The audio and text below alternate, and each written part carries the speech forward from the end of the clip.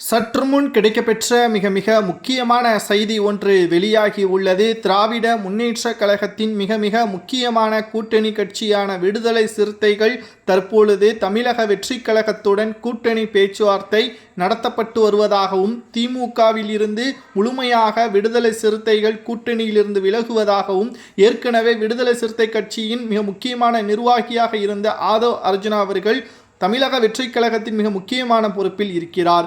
இதன் மூலமாகத்தான் விடுதலை சிறுத்தைகள் தமிழக வெற்றிக் கழகத்துடன் கூட்டணி வைத்தால் 20 தொகுதிகள் வரை கொடுப்பதற்கு தயாராக இருக்கிறோம் என்றும், வெற்றியடைந்தால் துணை முதல்வர் பதவி கூட கொடுப்பதற்கு தயாராக இருக்கிறோம் என்றும் ஆதவ் அர்ஜுனா அவர்கள் திருமாவளவனிடம் தெரிவித்திருப்பதாக தகவல்கள் கிடைக்கப்பெற்றுள்ளது. அதாவது தற்பொழுது திமுக கூட்டணியில் காங்கிரஸ், மதிமுக, இந்திய கம்யூனிஸ்ட், மார்க்சிஸ்ட் கம்யூனிஸ்ட், விடுதலை சிறுத்தைகள் இவைகள் அனைத்து கட்சிகள் இருந்தாலும் திருமாவளவனுக்கு அதிக அளவு முக்கியத்துவம் கொடுக்கப்பட்டு வருவதற்கு காரணம், வட மாவட்டங்களில் மிக முக்கியமான ஆதரவுகள் எண்ணிக்கைகள் 4 ஓட்டுக்கள் திமுகவுக்கு விழுகிறது என்றால் அதில் 1 ஓட்டு விடுதலை சிறுத்தைகளாகத்தான் இருக்கும் என்பதை ஆணித்தரமாக திருமாவளவனை பல மேடைகளில் பேசியிருக்கிறார். குறிப்பாக திமுகவின் கூட்டத்தை விட விடுதலை சிறுத்தைகள் நடத்துகின்ற கூட்டங்கள் தான் அதிக அளவில் மக்கள் வருவதாகவும், நிர்வாகிகளுக்கு ஆதரவாக மக்கள் பெருமளவில் இருக்கிறார்கள் என்பதையும் திருமாவளவன் அவர்கள் நேரடியாகவே ஸ்டாலின் அவர்களிடமே தெரிவித்திருந்தார்.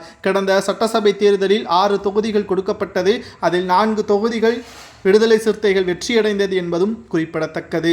மேலும் 2026 சட்டசபை தேர்தலில் 12 தொகுதிகள் எங்களுக்கு வேண்டும், அதுவும் எங்களுடைய சின்னத்தில்தான், நாங்கள் பானை சின்னத்தில்தான் போட்டியிடுவோம் என்றும் விடுதலை சிறுத்தை கட்சியின் தலைவர் திருமாவளவன் அவர்களிடம் நிர்வாகிகள் அழுத்தம் கொடுத்து வருகிறார்கள். இதை ஸ்டாலினிடம் தெரிவித்தால் நிச்சயமாக சிக்கல் உருவாகும். அப்படியெல்லாம் கொடுக்க முடியாது, உங்களுக்கு 6 தொகுதிகள் கடந்த முறை கொடுத்ததை மிகப்பெரிய அளவிலான பிரச்சனைகளுக்கு மத்தியில் தான் கொடுத்தது, திமுக ஆட்சி அமைய வேண்டும் என்ற கட்டாயத்தில் தான் கொடுத்தது என்பதையும் தெரிவித்திருந்தார். மக்களவை தேர்தலில் 39 தொகுதிகளில் திமுக கூட்டணி வெற்றியடைந்தாலும் பெரும்பான்மை திமுகவிற்குத்தான் இருக்கிறது என்பதையும் ஸ்டாலின் அவர்கள் மறைமுகமாக திருமாவளவனிடமும் மற்ற கூட்டணி கட்சிகளிடமும் தெரிவித்திருந்தார்.